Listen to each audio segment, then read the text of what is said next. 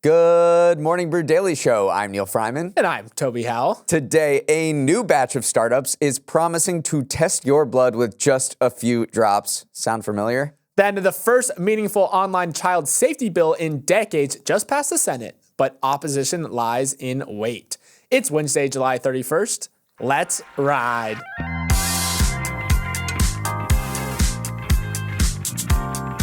The Olympics have been going on all week, but an even bigger competition has been raging on outside of Paris. The competition between Team Neal and Team Toby over who can sling more Morning Brew Daily shirts. And boy, do we have an update for you. To recap, last Wednesday, we offered dueling discount codes for you all to use in our merch shop, Toby20 or Neal20. Both codes got you 20% off our t-shirts, but we wanted to see which one was used more often, and I am happy to report that Team Toby has made a stunning comeback to take the lead with 24 hours to go in the contest. Neal, anything you'd like to say to your supporters about your performance so far? Yes, people, I just want you to know that great moments are born from great opportunity. And that's what you have here tonight. That's what you've earned here tonight. If we played Toby 10 times, he might win 9, but not this contest, not tonight. This is your time. His time is done. It's over. I'm sick and tired of hearing about what a great t-shirt selling team Toby has. Screw him. This is your time. Now go out there and take it.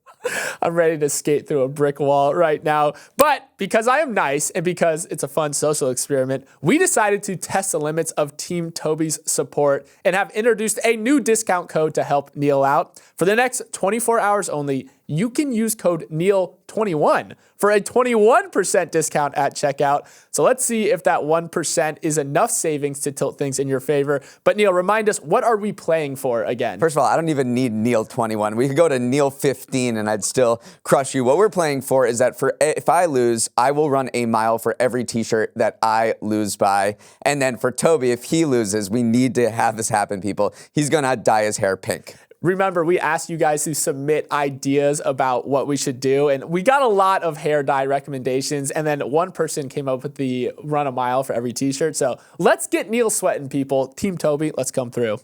Now a word from our sponsor, Beehive. One thing about putting in all the hard work of coming up with a newsletter idea and writing your first issue is that it doesn't matter if you don't work to grow it. Hey, when Morning Brew started, my mom told all of her friends about it. Well, outside of Neal's lovely mother, you need better growth systems in place, and luckily, Beehive has 3. First, you can add its built-in referral program with just a click of a button. Second, you can use Boost to advertise your newsletter within the Beehive network for a small fee. Or third, you can turn on recommendations to cross-promote your publication alongside your favorite writers. Or fourth, you can pay Neal's mom to hype it up, which, look at Morning Brew, it clearly worked. Sorry, Mom, I'd choose Beehive's growth features at this point. And you can too by heading to beehive.com/brew. That's BEEHIIV.com/brew and get a 30-day free trial plus 20% off 3 months with code BREW.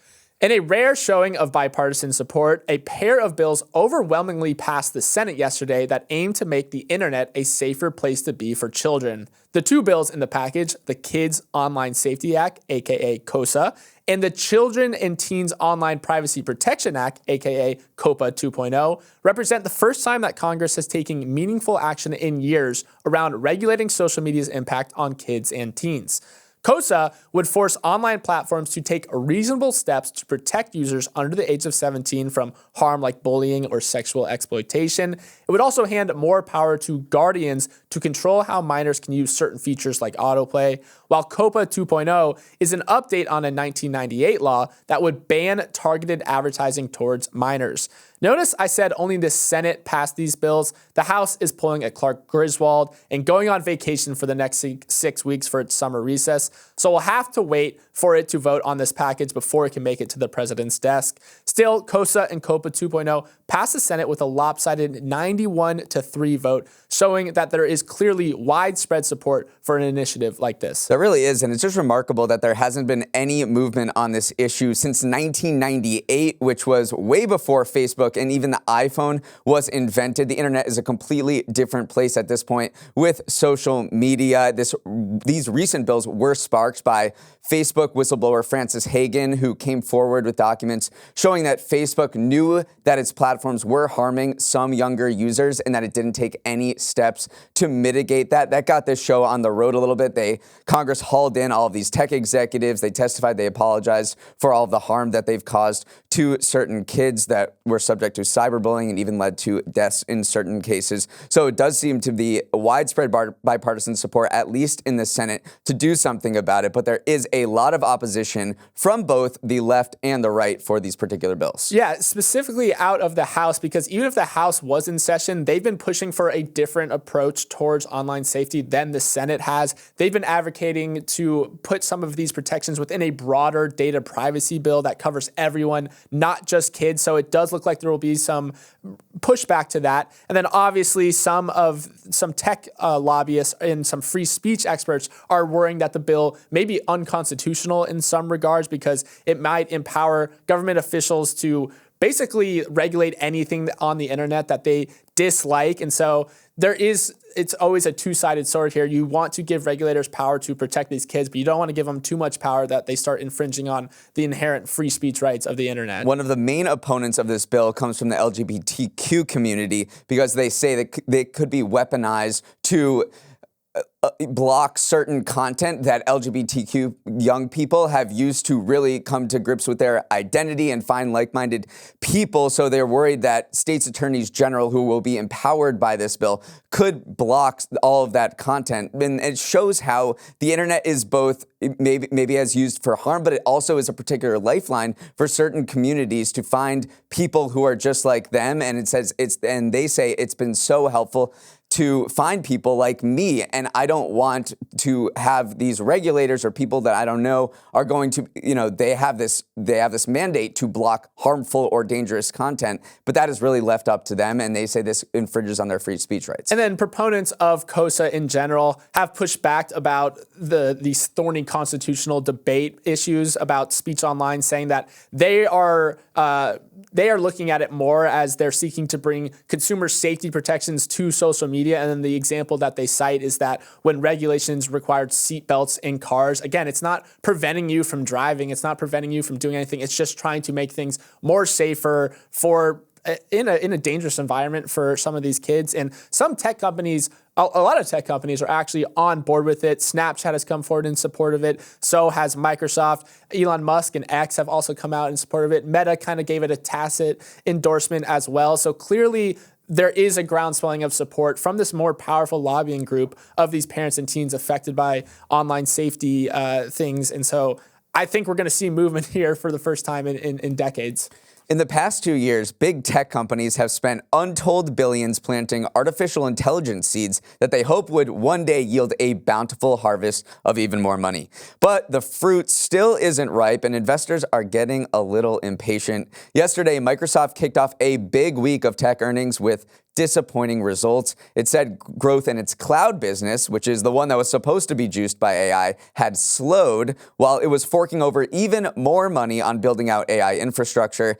CapEx, or capital expenditures, jumped to $19 billion in the last quarter, up from 78% the year before. For its total fiscal year, Microsoft spent $56 billion on CapEx. Now, CapEx is the number one most important metric in the tech industry right now. It just refers to all the money these companies are laying out to build those expensive physical data centers that power their AI systems like ChatGPT or Copilot. But there's growing concern that all this AI spending won't bring in enough revenue to justify the cost. And in the past month or so, you've seen a big market rotation out of AI stocks and toward other parts of the market. Just consider, perennial stock of the week contender NVIDIA is down more than 16% in the month of July. Toby, it seems Wall Street is losing its patience with the AI revolution just a little bit. I am trying to think of the proper metaphor for what big tech has done in the last year. This really isn't perfect, but you know the friend who picks up a new hobby and then buys all the gear for it and then never really uses it? I mean, like the guy who drops $3,000 on a new set of golf clubs, but then only plays it once a year. But instead of $3,000 on golf clubs. It's $19 billion in CapEx in business investments in one quarter. And I don't know how to extend this metaphor to its cloud business as well, but it's like your friend who sells golf club also sells golf club storage. And not a lot of people are going golfing in general. So it does seem like they got out a little in front of their skis. And what Wall Street really wants is just a path towards money. They're saying you've invested so much in AI. Are we going to see any returns anytime soon? Is the promise of AI going to manifest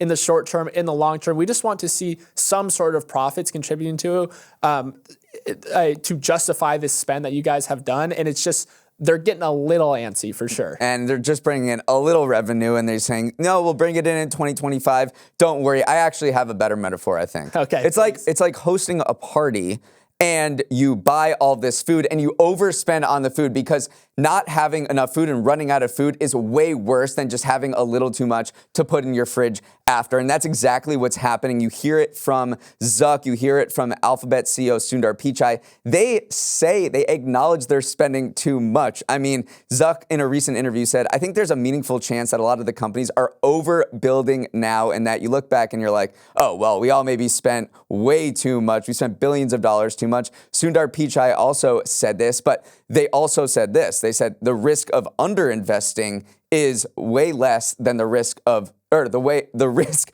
of overinvesting is way less than the risk of underinvesting, given the potential of AI 10 to 15 years down the road. So they're locked in what you may consider a game theory arms race, where they're all making not exactly rational decisions because they don't know what the other person is going to do. So they're just spending gobs of money to make sure that they're in a good place. But investors are kind of turning their backs on it a little bit. Here's the crazy part about all this. There are three options. One, the promise of AI comes good and relatively soon, and we see this huge increases in productivity and huge increases in revenue. Two, it takes a little longer than expected to reap the rewards of AI. Or three, the promise of AI never materializes. In all three scenarios, you're going to have to incinerate billions of dollars to get there, to find out which path we're going down. So regardless on if there's a pot of gold at not, regardless of how big the pot of gold or not, you have to spend this money to get there. So yeah, you're right. Overbuilding is not a dirty world in Silicon Valley whatsoever. And I think people they're playing the game theory. They're saying, might as well have these data centers, have these NVIDIA chips rather than not have them. So as Meta and Amazon continue to report this week, that CapEx number will be something definitely to watch.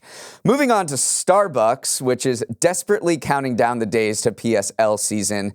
And that's because its business is stuck between a rock and a pike place. Yesterday, the struggling coffee chain reported that same-store sales declined for the second straight quarter, with 6% fewer people showing up to its U.S. stores than a year ago. The stock price nudged up following the earnings call, showing how a bar set so low isn't that hard to clear. Pressure is building on CEO Laxman Narasimhan to give Starbucks a jolt of caffeine. American consumers have chosen to get their morning brew elsewhere due to higher prices. Get this, in North America, the cost of the average order at Starbucks has increased by 50% since 2019. Starbucks is also getting stuffed into a locker in the key market of China by a chain called Luckin, which now has more than double the number of stores as Starbucks in the country. And these struggles have invited a lot of criticism of management. Earlier this month, the activist investor Elliott Management took a stake in Starbucks and is pushing for changes. And former two-time CEO Howard Schultz has been chirping leaders from the sidelines, writing, "I think we're not at our best now." Toby, I want you to put on your McKinsey consulting hat. What's going on at Starbucks and how would you fix it? I do not have a hat like that in my locker. But I think what you're seeing is a lot of the same headlines and a lot of the same headwinds that the broader fast food industry is experiencing, because falling foot traffic, falling check size leading to falling sales. Consumers were just pushed up to the absolute brink of what they are willing to pay. And when they see these rising prices, they're saying, they are finally putting their foot down and say, we're pulling back a little bit. Also, Starbucks just has lost its way a little bit in the last decade. It used to be this third place where you could go to hang out. They had these comfy chairs, the nice jazz music, the smell of coffee aromas. Now it's a glorified takeout counter. That's all it does, because it realized that it could make more money by just having people pop in, get their mobile order, and leave. So I just think it's lost its way. It's lost its DNA a little bit. So I don't know if that's my consulting hat on there, but let's return Starbucks to what it was, which is this third place where a lot of people have been looking for in society these days. Maybe that's not happening. It's not happening, but this is, so it's not my consulting hat. It's my nostalgic hat. That's your nostalgic hat, but we're not going back to that time. That was when a lot of people bought hot coffee, but now Starbucks sells mostly iced coffee, a lot of lemonades and iced teas as well, and most of their stores now just have a drive-through option. 70% of all of their locations do drive-through. That's up from just 15% in 2005. So it has become sort of commoditized coffee, where it used to be this premium brand. So I don't know, because I don't have a McKinsey hat in my locker either, but this management has to figure out a way to distinguish Starbucks from all the other coffee chains out there that are selling iced coffee, and find a way to just drive profits. A big thing of that will be leaning into their mobile ordering. I know it's exactly the opposite of what you think, but that's exactly how they're going to make more money, is making sure they deliver better results from when you order mobile. I mean, there was a stat from last quarter's earnings report, which was insane. It was that 1 in 8 people dropped their order out of mobile ordering because it was going to take too long. So they need to drive operational efficiency. This is what Howard Schultz is saying. And everyone's looking to see if he's going to pull a Bob Iger and come back to the company yet again out of retirement to fix things that are going on. We'll see if he does that. He's continuously denied it, but he clearly does not like the way things are trending. I think you do have a McKinsey hat in your locker, Neal. That was pretty well done. Up next, a look at the companies that are trying to bring back Theranos' doomed blood testing device. You all remember Theranos, right? It's turtleneck-wearing founder Elizabeth Holmes and its promise to diagnose a variety of maladies with a single drop of blood. Well, it may have just been ahead of its time, because other companies are living out its finger-pricking dreams. Companies like Becton, Dickinson, and Babson Diagnostics have been doing their best to iron out the technical details that sent Theranos to the startup graveyard. Becton has this handheld finger prick device out on the market that is faster and less painful than a standard blood draw, while Babson has developed a device that collects 1/10 of the amount of blood typically drawn. Their claims aren't as lofty as Theranos. Babson plans to actually test the blood at a centralized lab or with other manufacturers' machines, but it's clear that even though Theranos spoiled the dream of a quicker, easier diagnostic test from a single drop of blood, there's still plenty of interest in alternatives to standard blood drawing. Yeah, let's remember what Theranos promised. They promised to take some of your blood and then test for a wide range of diseases with that single prick. And they also invented a device called Edison that would be able to do it, this is the most important part, right at the Walgreens where it was taken, making this whole process extremely simple. It was very fantastical. All of these guys who started these companies said, we didn't believe it as soon as we heard it, because that seems absolutely outrageous. What happened with Theranos was this machine, this Edison thing, didn't work, and they ended up taking it to more traditional machines made by Siemens, and then Theranos was exposed, and now Elizabeth Holmes is serving 11 years in jail just down the road from where these new finger prick startups are happening in Austin, Texas. But it's interesting to hear them talk about Theranos and say, look, like what they did was obviously objectionable and horrible, but they kind of shook up this industry that had been at this particular status quo for decades and just wasn't innovating. And she showed what was possible, or at least she showed at least some ambition in sort of shaking up this industry that hadn't done much for decades. And you're starting to see some movement. I know they're not as ambitious as she was, which probably they can't be because it didn't work. But it would be very nice and helpful to our public health if you could do more tests and make this whole blood testing thing a lot easier than it is now. Right, because if you look at what the current process is, you have to go, it's very invasive. You stick a needle, for the non-needle inclined out there, it's very dramatic, into your vein, and you draw a significant amount of blood, and then it's sent out to a lab for testing. It usually takes a little bit. So these companies are just looking to, one, draw a lot less blood, a lot less painfully, or a lot less traumatically if you don't like needles. So it's usually like a finger prick or an upper arm prick. And then what they do is just try to process it very quickly. They have devices that can immediately put it at the right temperature, start processing it, send it to their lab that's local, and then you get a text with your results just 24 hours later. That's the dream. It's not as ambitious as Theranos, but that they think is a meaningful step forward in the way that we currently do blood tests. And if you can get the amount of things you're testing for on par with that huge vial of blood you take from your vein, then that's another big unlock as well. And they do think that they're right around at par with these more invasive blood tests, which is a big step forward. And a big part of this is that you can just have a pharmacist do it instead of a specialized phlebotomist, which is a great word. So we're rooting for these guys. Let's hope we don't see them in a Hulu documentary 10 years down the road. Some couples just aren't cut out for marriage, and after breaking off their engagement earlier this year, Spirit and JetBlue Airlines are making big moves in their single lives. JetBlue stock popped more than 12% yesterday after unveiling a turnaround plan that involves pulling out of more markets and pushing off $3 billion worth of new airplane purchases. Also yesterday, Spirit made the surprise announcement that it's introducing premium service for the first time, a major pivot for the company that pioneered that bare bones type of flying that inspired many copycats. Let's go back to that ill-fated engagement. JetBlue agreed to buy Spirit for $3.8 billion in order to bulk up and take on the big guns Delta, American, and United. But regulators decided that the combined company would be a bit too bulky and cause higher fares for passengers, so they blocked it on antitrust grounds.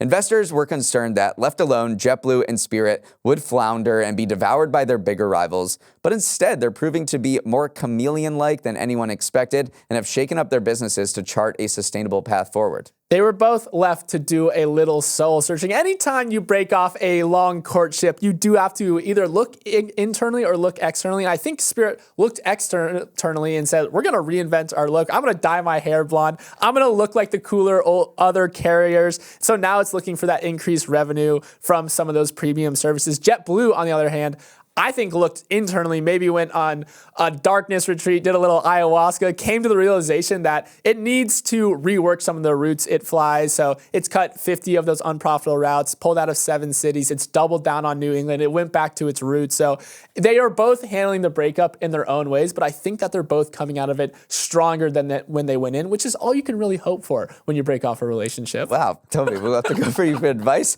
from now on. But I think Spirit specifically really marks the end of an era. I know I say it all the time, but because, just last week, Southwest also dropped its free-for-all boarding style and is now siphoning off 1/3 of its seats for premium cabins. And Spirit, which is really just when you think of ultra low cost budget airline, Spirit, and now it has essentially first class. It broke it up into 4 different packages that you can buy: Go Big, Go Comfy, Go Savvy, and then Go, which is what you can buy on Spirit now. So it's just kind of an acknowledgement.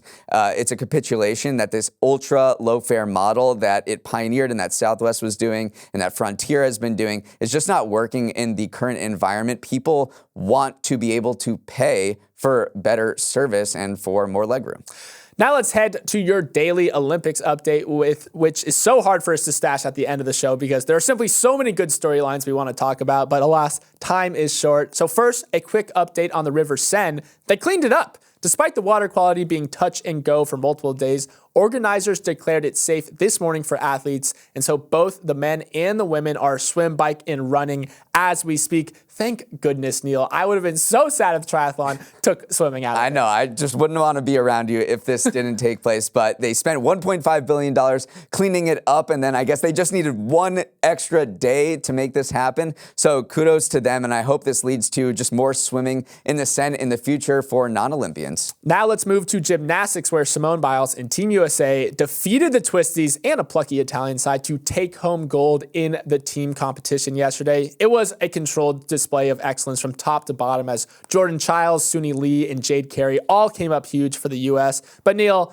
it's hard not to be happy for Simone. She gets so much pressure on her after what happened in Tokyo, and she came through. She now has 8 Olympic medals, the most all-time for U.S. gymnasts, 5 of them gold. She's just the GOAT doing GOAT things. Yeah, it was awesome to watch. They called this the Redemption Tour after getting that shocking silver in Tokyo, and they were just head and shoulders above everyone else, and now we're all turning to the individual competition where Simone Biles could rack up at least 4 more medals. While the gymnastics team winning gold was very much expected, no one was really tapping our American women's rugby team to bring home some hardware, but our girl Ilona Maher and her squad proved the doubters wrong, upsetting Australia in the bronze medal game in heroic fashion. And I do mean heroic. Alex Cedric scored a last-minute try going coast to coast with 8 seconds left on the clock to make history. And I know last-minute try might cause some of your eyes and ears to glaze over, so I'll put it in football terms. Cedric essentially truck-sticked the girl, then ripped off a 95-yard touchdown run with no time remaining to crush the hearts of the Aussies.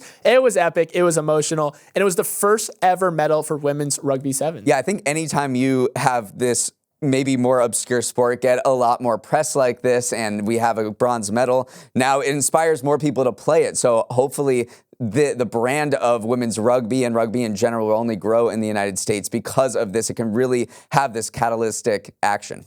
Finally, Neal, we have to talk about the South Sudan basketball team, which takes on Team USA today in the group stages. It's as David versus Goliath of a matchup as you could ever draw up on paper. South Sudan's program is self-funded by former NBA player Luol Deng. It only has one player with meaningful NBA experience. And for one of its training camps, it flew to Rwanda because there were no indoor basketball facilities in South Sudan. And yes, the team pushed the U.S. to the brink in an exhibition game leading up to the Olympics, only losing by 1 point. So you gotta love this team. It's very hard not to root for them against Team USA. I wouldn't be that mad if they won. I mean, this is an amazing story. Luol Deng, basically one guy funded this entire program, and they are actually the newest country in the world. It was just started in 2011. There's been a lot of civil war there, and most of these basketball players grew up outside of the country because their families had to flee. There is actually one Duke recruit playing, so watch him because you're going to see him in March Madness next year. All right, that's a good place to end it. Thanks so much for starting your morning with us. Have a wonderful Wednesday. If you have thoughts, we want to hear them. Send an email to morningbrewdaily@morningbrew.com. Let's roll the credits. Emily Milliron is our executive producer. Raymond Liu is our producer. Olivia Graham is our associate producer. Uchenna Ogu is our technical director. Billy Menino is on audio. Hair and Makeup wants to remind you, you have just 24 hours to help me beat Toby with Neal21 for 21% off our new awesome retro t-shirts. Devin Emery is our chief content officer, and our show is a production of Morning Brew. Great show today, Neal. Let's run it back tomorrow.